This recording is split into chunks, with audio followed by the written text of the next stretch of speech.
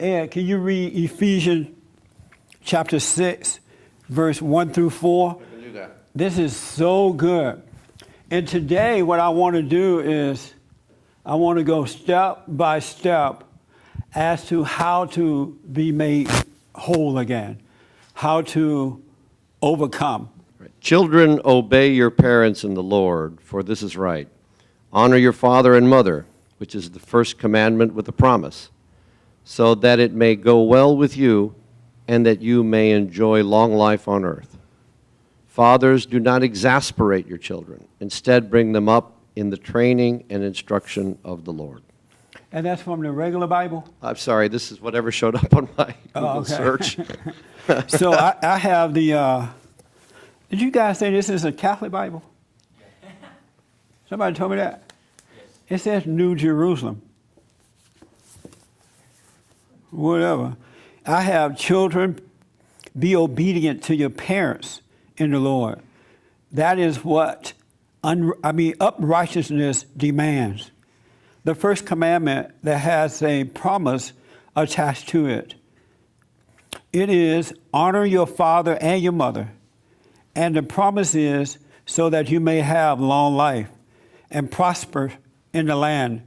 And parents,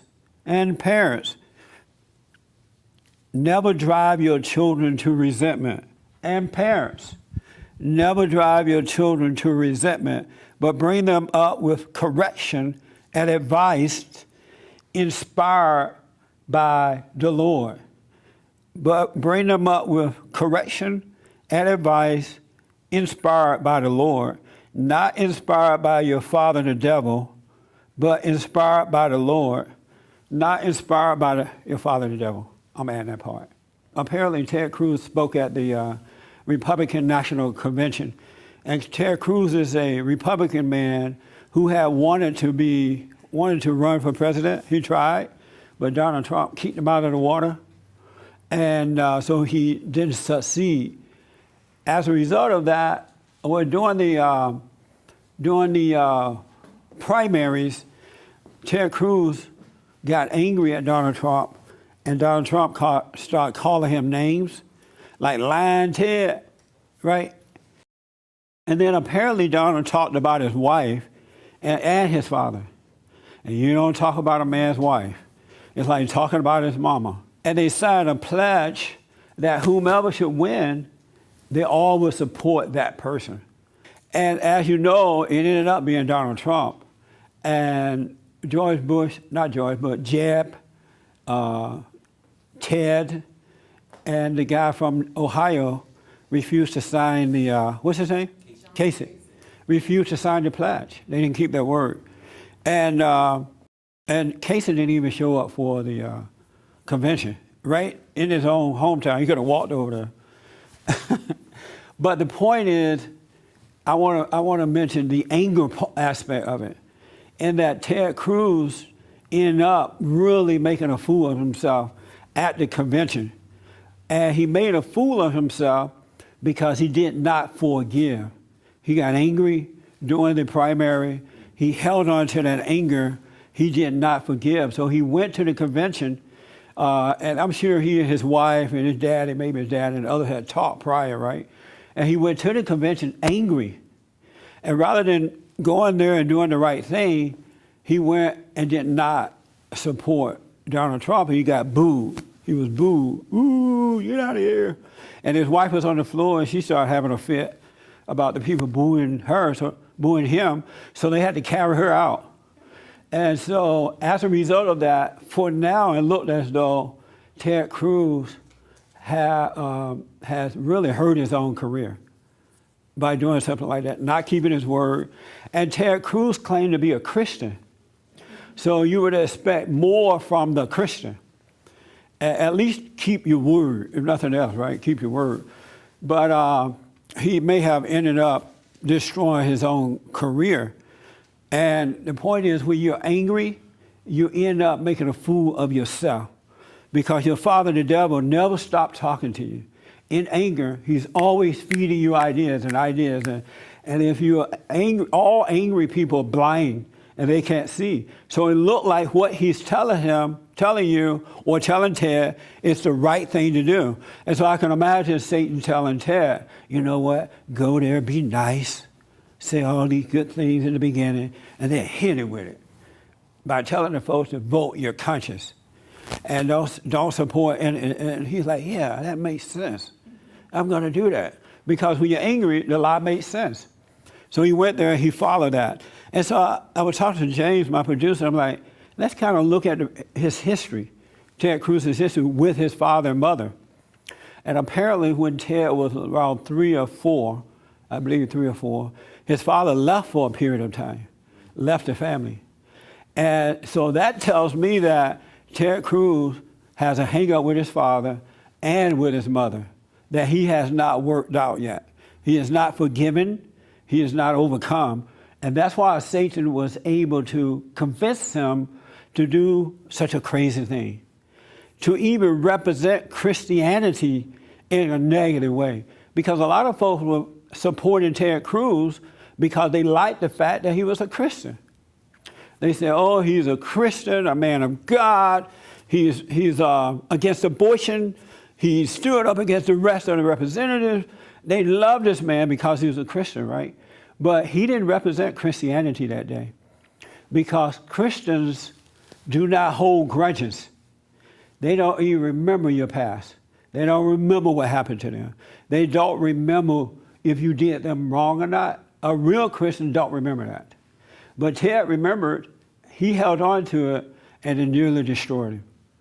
And that's bad for several reasons. It's going to hurt him in the long run, and it's a bad example for Christianity because a whole lot of folks are being turned away from Christianity right now because of the way Christians are acting. Not all, but the way they're acting. And that's why the Bible said, honor your parents. Parents, don't cause your children to resent. 99.99% of parents are causing their children to resent because they're not getting the instruction from the Lord. They're not raising children based on the guidance of God. They're listening to their father, the devil. And that's why they're messing them up. James and I, my producer, we stopped to have lunch or dinner, or extra snack. And we pigged out like we had not eaten at all because the food was so good. If you want good food, go to North Carolina. And when they feed you, they have like just chicken and barbecue and corn and everything. Banana pie, pudding. Don't say pie, pudding. It was just, they fill you up, right? And so we stopped at this cafe, and this young boy, 18 years old, was one of the hosts. You know how you walk in, they greet you, and they sit you at the table. But right away, this guy started talking to us, and he came and sat with us, and he talked about he finished in high school, he going to the military for 40 years. He did say 40, right? For 40 years, 30 years, he's going to go to the military for 30 years. And he said that his father, we asked about his father, he said the last time he seen his father when he was 4 years old, that his father threw him up against a wall when he was a little baby, threw him against the wall and said, I never want to see you again, I don't love you, goodbye. And that's the last time he had seen him. And he said that out of nowhere, now I may be leaving out some of the story, but I want to make the point. He said out of nowhere his father called him when he was getting ready to graduate from high school. And his father wanted to come to the graduation. He said, about time we make up, and blah, blah, blah, I want to come to your graduation. And the boy said, he told his father, I don't know why you want to come to my graduation. I was imitating him when he did it. He said, I don't know why you want to come to my graduation. You haven't done anything for me up until now. And all of a sudden you're coming out of nowhere. I don't know why you want to come. But if you want to, come on. And then he said, I forgive my father. I'm a Christian. This is what the boy said. I'm a Christian. I forgive my father. But he can come if he wants, right? So I said, okay, you're a Christian. You're forgiving your father. Your father is reaching out to you. You're reminding him of all the things he did and did not do for you. You're going off on him and talking about, you can come back to you. I said, you don't forgive him. I said, that do you think that God would treat you that way? Once you realize you were wrong and you want to return to God, he's not going to tell you, you didn't do this in the beginning, and now you want to come to me. He's just going to say, come on. He's not going to remind you of your past. He's not going to give you pain. He's not going to try to make you feel guilty and then invite you in. I said, you have not forgiven your father. And he thought he had. And a lot of Christians say, I forgive, but they don't. And so I'm starting to believe that they just don't know how to forgive. Because a lot of Christians say, I forgive you. They don't forget. And I'm telling you, one thing I know for sure, when you truly forgive, you do not remember the offense anymore. It's gone. And you will see that person and you forget that you were mad at them. And you're like friendly because you forgot that something happened. It's no longer part of your soul. It's no longer part of your memory. And you hear a lot of worldly people say, well, I'm going to forgive you, but I'm never going to forget. And you hear a lot of Christians saying that too. That is not forgiveness. Just imagine what would happen to us all if God forgave us but never forgot what we did. We would still be miserable. And there's no love in that. There's no freedom in that. How do you forgive but don't forget? That's what forgiveness, that's why I call forgetness. You know what I mean? But Christians don't play that way. And so this young boy said, wow, so I haven't forgiven. I'm about to go call my daddy tonight. Because he clearly saw that he had not forgiven. And so I asked, I said, what's your mother like? Oh, my mother is just perfect. My mother is wonderful. One of those, right? And so that was our experience there. Then I met a man who was a young man, 21, I think, who was married at 25. His wife's 21? 22. And his wife's father is trying to get with her to try to work things out. And she's a Christian, he's a Christian, but she doesn't want to see him. I don't want to see him. Last time I saw him, he said, let's get together so we can work things out. And we talked, and at the end of the conversation, he asked for $200. So now I don't want to see him again. These are Christians. And I understand because I realize from those conversations and others that Christians don't know how to forgive. And that's why they're still suffering. Their children are still suffering. And that's why they're causing their kids to be resentful, because even though they say that they are Christian, they're still raising their children with the authority of the devil, of evil. And they don't want to. Most Christians don't want to do that. They want to be free. That's why they came to Jesus, because they want to be free, but they're not forgiven. And I was telling James, I said, it's so amazing that the one principal thing that Christians are supposed to be doing is not happening. And that is to forgive so that God can forgive you. And that's what love is. And it's just not happening.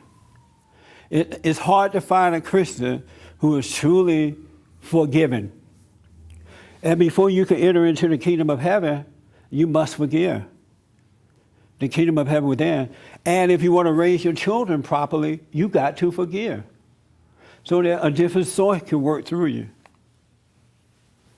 That's what got to happen. So I wanted to talk about that because here telling the children to honor their parents. And honor means don't hate them. It doesn't mean you got to hang out and allow them to use you and all that, but just don't resent your parents. And then your life, you will have a long life, a healthy, long life. And what I've noticed over the years, and I didn't realize what it was until now, well, I kind of realized, is that these kids are growing up hating their parents, and their lives are shortened. They barely make 50 years old sometimes. They're in jail. They're having other children out of wedlock. They're dying. They're killing each other. They're beating up on each other. They're marrying the wrong people. They're getting the wrong type of education. They don't have good lives because they don't honor their parents. Their parents have taught them to resent, have caused them to resent them. And so you got look at the black community. The black community, the men and now the women barely make it to 60 years old or 50 years old. And along the way, I have met young men who are surprised when they make 25 years old or make it even to 20 years old. They don't honor their parents. They hate their parents. Their parents have caused them to resent them. But the parents would not admit it because they are Christians, all in the name of Jesus. They don't know that you must be born again so a different source can guide you. But we got to learn to honor our parents. I love my parents. I love my father. I love my mother. I would always love them, but I forgave them. Now I love them. And we got to get to that. Let me take here and then here. I have a comment on Periscope from this person who calls himself Listen Then Reply about the Ted Cruz thing. Voting your conscience, urging people to vote your conscience, isn't a grudge. Well, what is it? He didn't say. Oh, it is a grudge because he signed a pledge that said he would support Donald Trump. Whomever the nominee is, he will support them. And later on, he said that Donald Trump offended, I don't know if he used the word offended, his wife and his father, and he's not going to go up there all shivery and support him like that because he messed with my wife. He talked about my wife and my father, so it was a grudge. Now, you don't have to admit it was a grudge, but it was a grudge. Otherwise, he would have gone up there, gave a beautiful speech and said, I support Donald Trump, because he gave his word that he would. He didn't say, I'll support you if you don't talk about my wife or if you don't talk about my father. He signed the pledge that said, whomever it is, I would support you. And he didn't keep his word. And he didn't keep his word because it was a grudge. And we need to face the truth of it so that Ted can know that we know what he did and maybe he'll repent.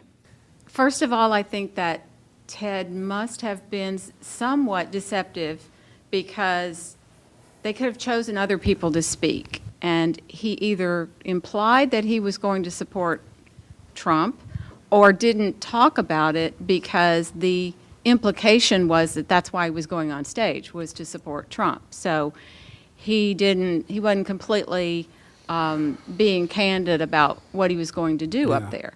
But the second thing is that he's defending or protecting his own electability going forward because he was straddling the fence. He didn't really want to support Trump because he felt like there were people that were saying they wouldn't support Trump, so he didn't want to be identified with Trump because he wants to be able to get elected later. So I believe that Cruz was very, very self-serving. He should have stayed home or not been on the podium if he couldn't support Trump, because his job was to get up on stage and say, I'm supporting Trump. That's right. And if he had not had that anger, which I believe started with his father and maybe his mother too, but had he not had that anger, he would have been able to see clear enough to do that. But when you're angry like that, you can't see clear enough to do the right thing. You're walking in the darkness. And apparently, and this is not promoting a politician, I'm really talking about the anger of Christians and the inability to forgive and the failure of the parents, as it said in Ephesians, that caused their children to fall to resentment. So it's all about that. But had Ted Cruz not had that anger, he would have been able to see clear. And so even if he signed the pledge thing, but decided he didn't want to support Donald Trump, he would have called Donald up and said, you know what, I've decided I really can't do this. I'm staying home, I wish you well, but I can't do it. That would have been the righteous thing to do, especially being a Christian, because Christians are the salt of the earth and the light of the world. And so when our light shines, it's supposed to be bright with love and direction and patience and all that kind of stuff. And he failed at that for sure. And then the fact that he's bothered about what Trump said about his wife and his daddy, that's weakness. I bet his wife hates him for being that weak. Because the one thing I know about Christianity, once you're truly born again, words don't bother you anymore. They can call you whatever they want, they can whatever, and it just roll off your back. You're protected from words. Only children of the devil are affected by words. Only children of the devil, their father the devil, are sensitive to words. Children of God are not. That's why we could be in the world but not of it. We're not motivated by our outer environment. We love in spite of our enemies hating us because our Father's love. And Satan is hate. So if apparently, and it looked like Satan may be Cruz's father, if he's hurt by what somebody said about his wife, how are you going to run for president? What's going to happen when Putin say, send that woman over here, the one that don't look that well? He going to get mad at Putin? He going to say, I'm going to send my wife, you just talked about her. You know, words are, how you going to run a country if you are subject to words like that? A real man or woman of God are not subject to words. And I know that because I used to be sensitive to words. But now that he's changed my heart, and people call me all kind of names. They say things about me that's not true. They call me Coon, Uncle Coon, no, Uncle Tom, Coon, Head Coon, King Coon. I saw a note today where somebody said, you're going to win the Coon of Award this year. Coon Award this year.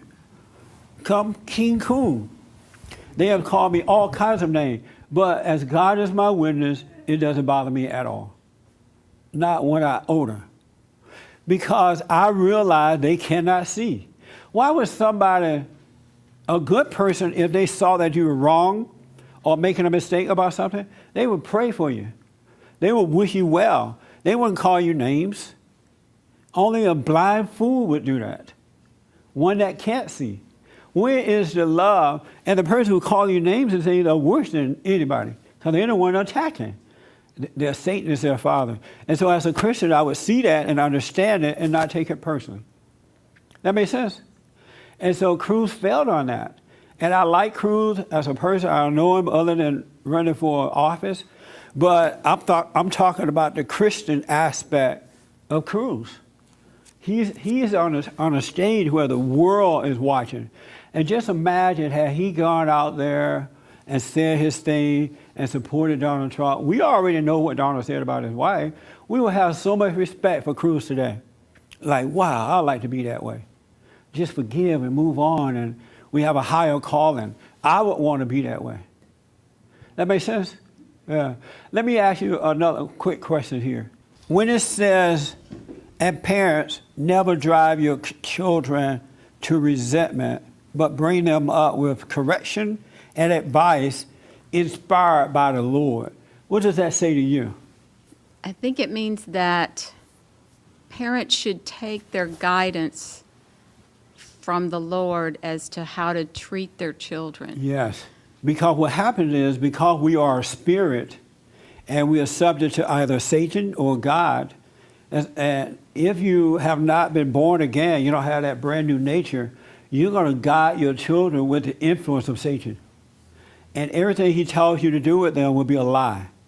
And so you're going to cause them to anger. You're going to spoil them. You're going to spend your money on them. You're going to feel sad for them. You're going to be afraid to correct them because you don't want to lose them. You're going to do all the things wrong. And when they get of age, they're going to hate you for it. They're really going to hate you for it because in Satan, there is no love at all. Even though you feel emotional, like you feel like you love them, but there is no love. It's all hate all the time. And that emotion that you feel comes from hate. And that's why parents wonder, what happened to my child? I gave them, they lived in Beverly Hills or wherever they live. I went to the best schools, and now they hate me. Now they're friends with the children of Satan. What did I do wrong? They never overcame the hatred in their own hearts.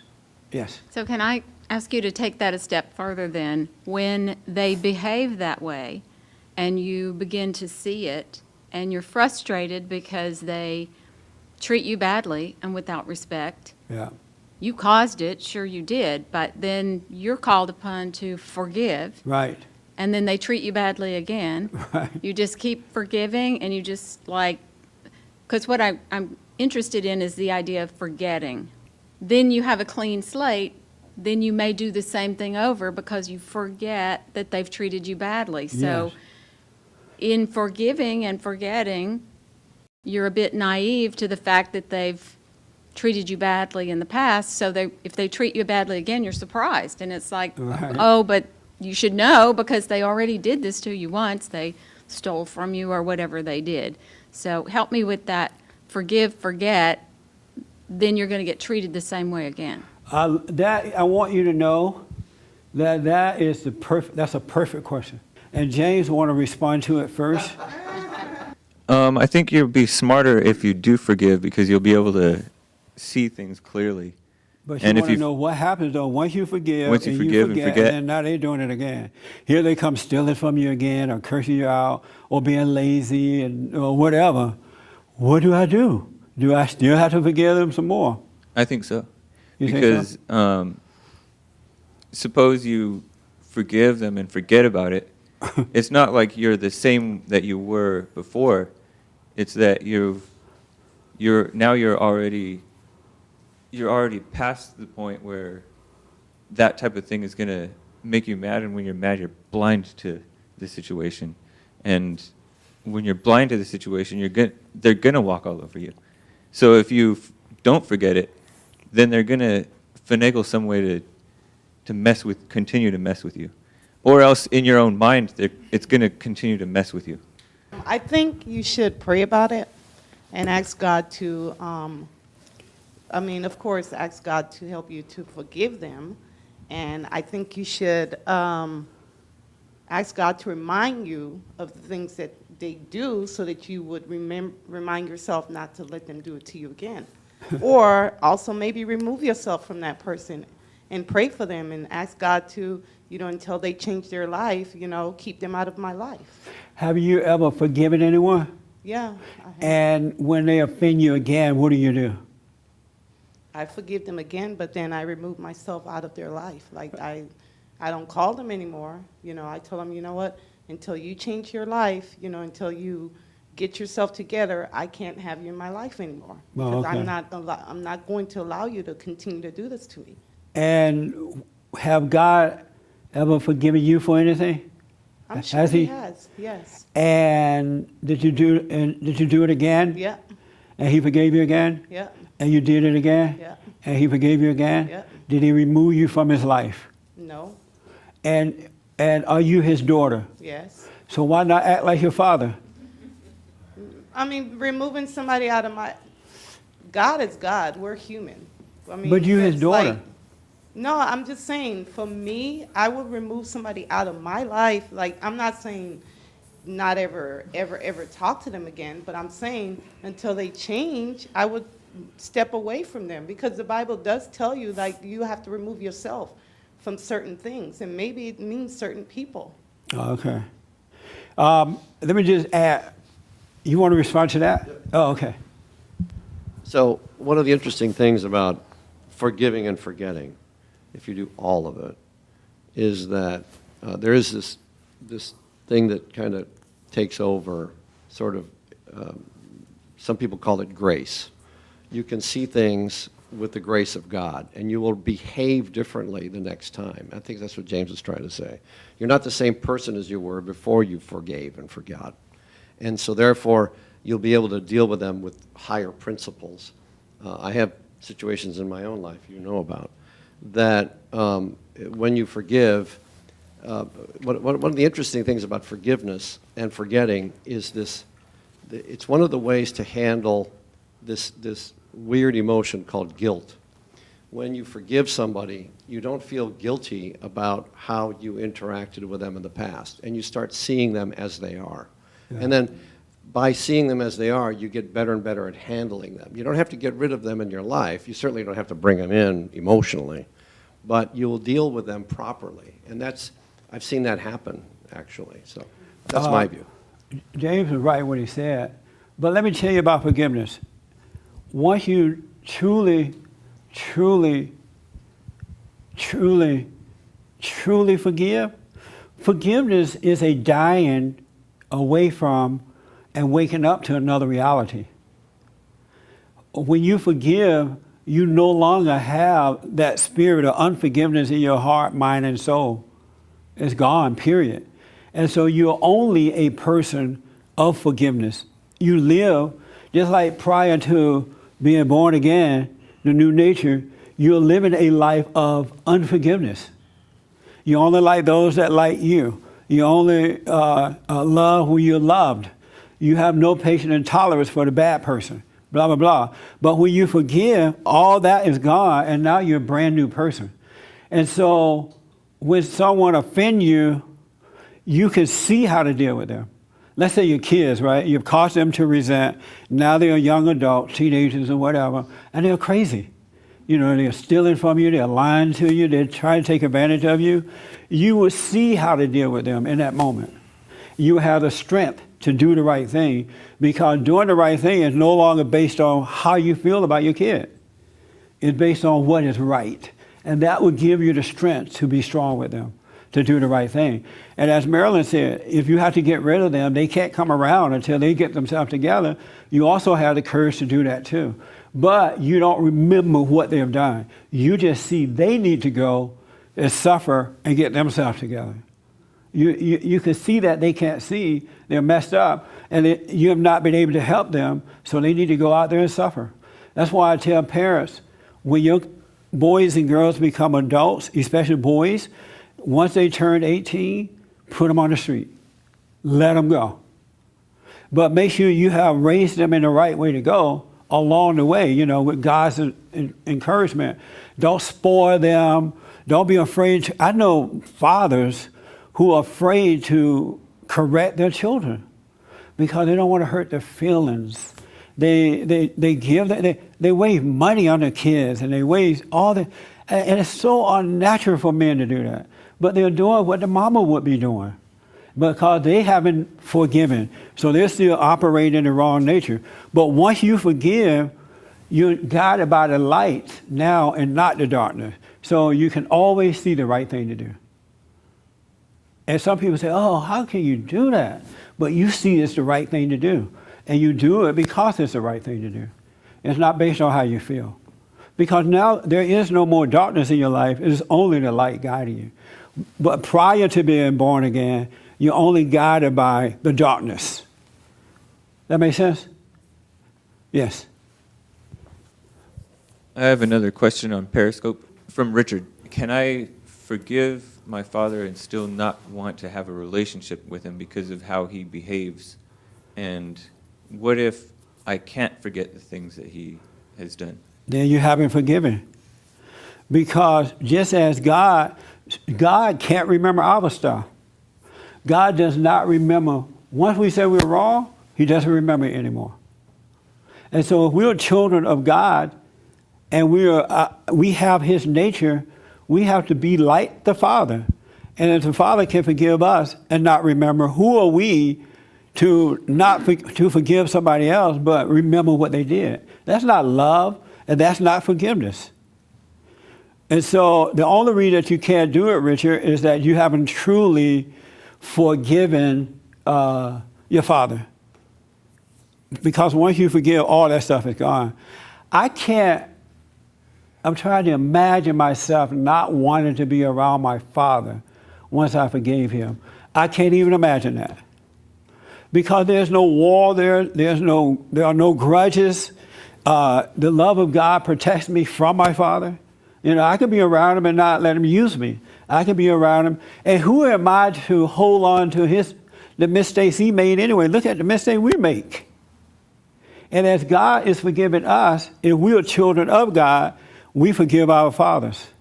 And by the way, Richard, if you don't forgive your father, you're never going to know God anyway. You'll know about him, but you won't become a son of God.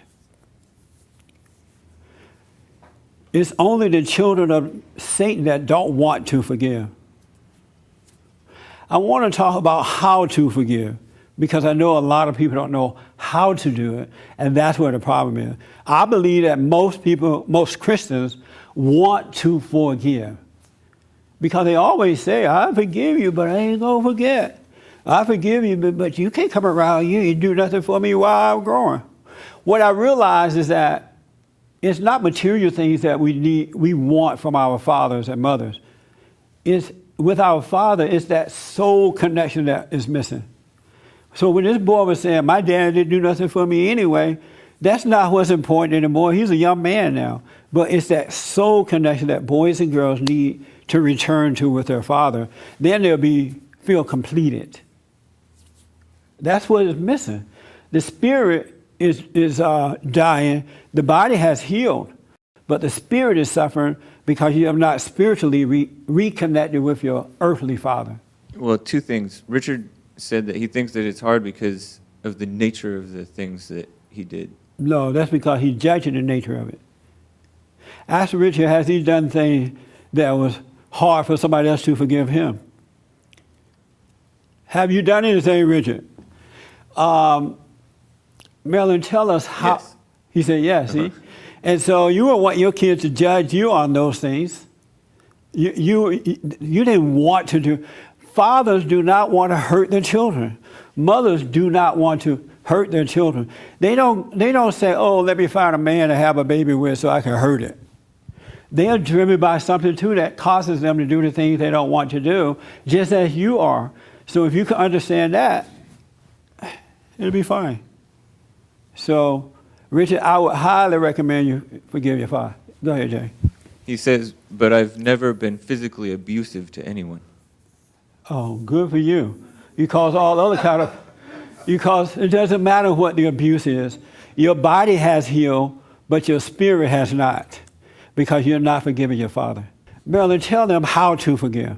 Well, I'll just tell you something real quick that happened to me. Like, someone done something really bad to me, and I wrote that person a letter, and I told that person, you know what, I forgive you for what you've done for me.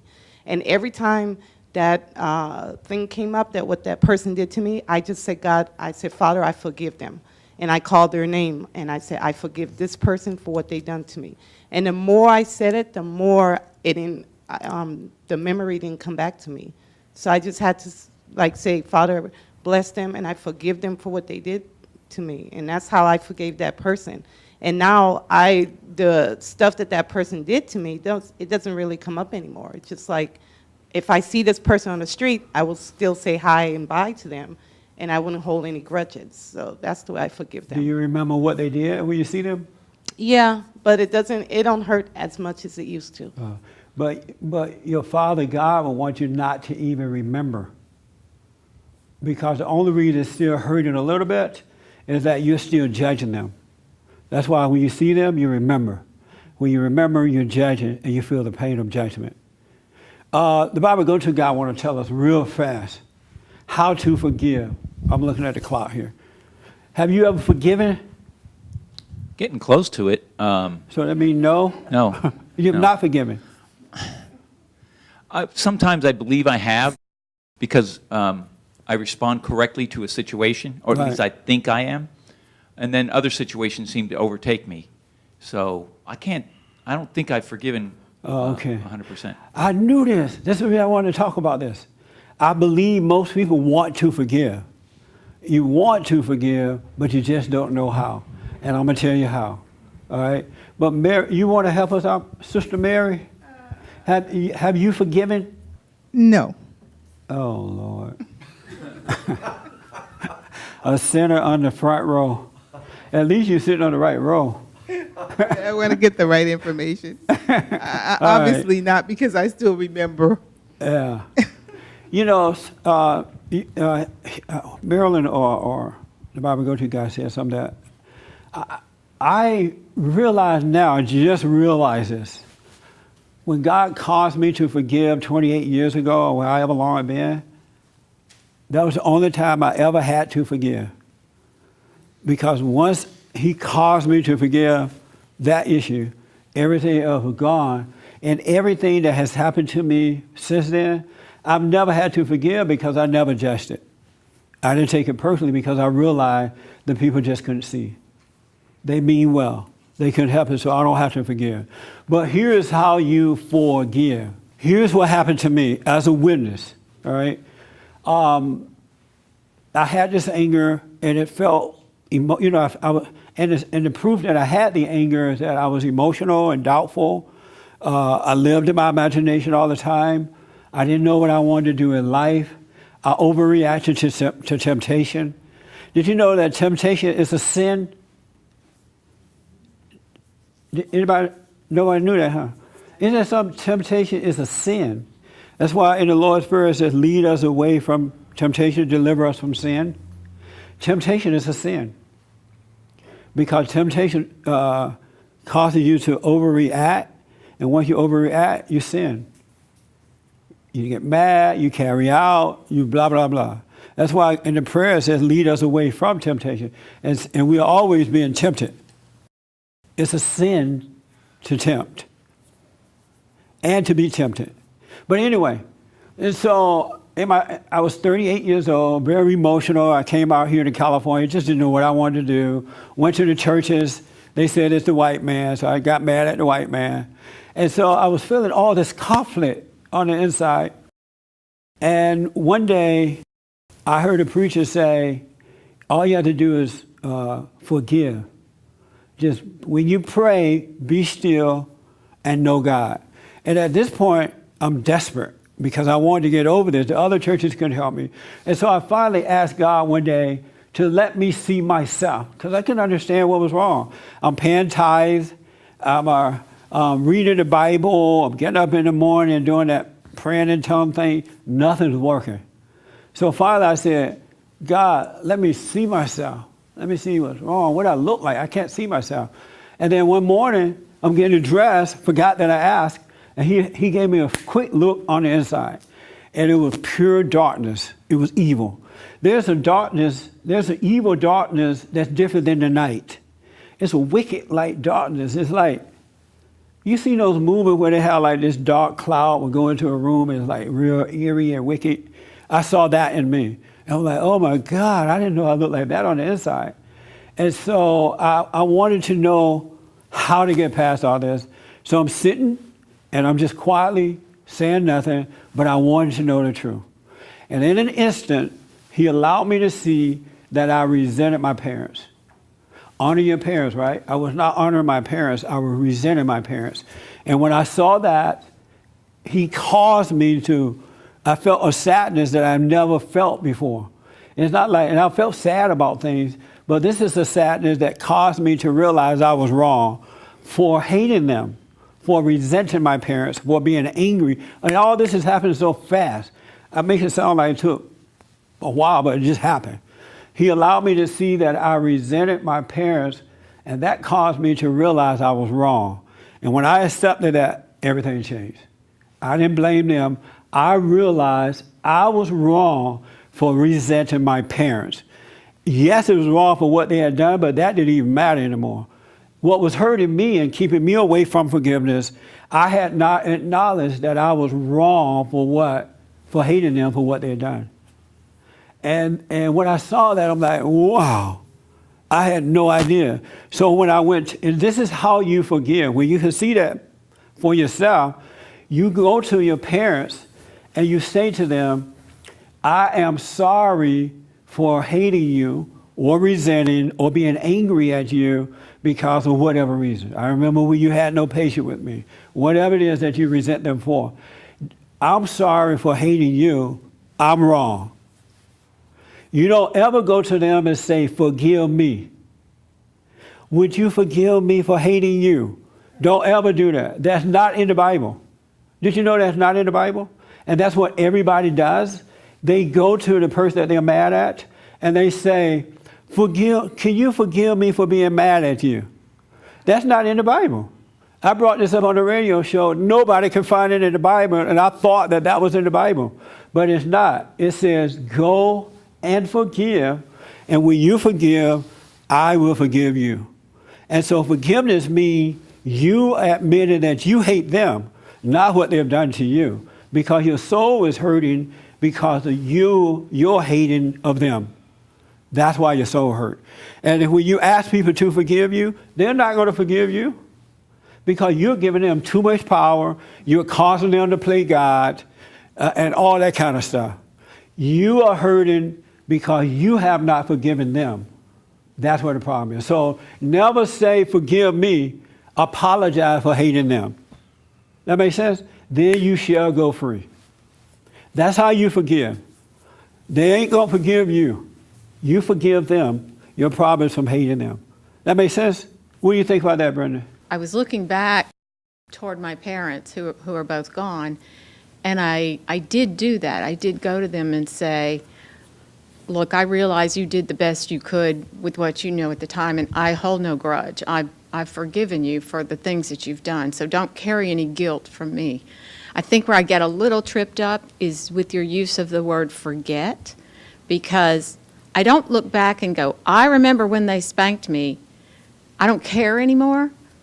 But if somebody were to say, did your mom ever spank you, I could still remember that she did. Right. I just don't begrudge her that anymore. I remember so, my grandmother whooped me with a switch one time, and I had to go get it off the tree. But when I think about that, I have no pain from it. Okay, so it's you don't remember it with emotion anymore. Right. Okay, Yeah. that It's helps like me. remember the storybook, Right. And you can tell the story, but you're not inwardly moved by it anymore. It's not there. It's almost like you're lying. Right. Because mentally and emotionally, if you don't have that anymore. Okay. That's what I mean by That's forget. helpful. Okay. Right. So when you remember it, the anger doesn't come up anymore about it. The sadness doesn't come up. The grudge that you have doesn't come up because you have repented for playing God. Because all people who are angry are playing God because they're judging. Angry people judge. They judge themselves. They judge everyone else. But if you have repented, you don't judge. You see it for what it is and don't judge it. You have no opinion about it. And that's how you forgive, folks. You got to go to them and apologize for hating them. And God will forgive you. And you can be free. Nicholas said that he's struggling to find a church home, and how does he go about doing that? If he live in the LA area, come on down. If not, he could watch us every Sunday. All right? And otherwise, don't worry about it because his body is a temple. And if God wanted him in a building, he'll have to be there. All right? And then the other guy, Mr. Goldthoughts, asked if you have fasted. If I fast, every blue moon, whenever you see a blue moon, I'm fasting. Now, I'm not against fasting at all, but it must be inspired to do it. Don't just do it because the preacher said do it, or mama said do it, or you do it when you are inspired to do it because you can do it for the wrong reason and destroy yourself. Jesus' blood never failed me yet, never failed me yet. Jesus' blood never failed me yet. This one thing I know, for he loves me so. Jesus' blood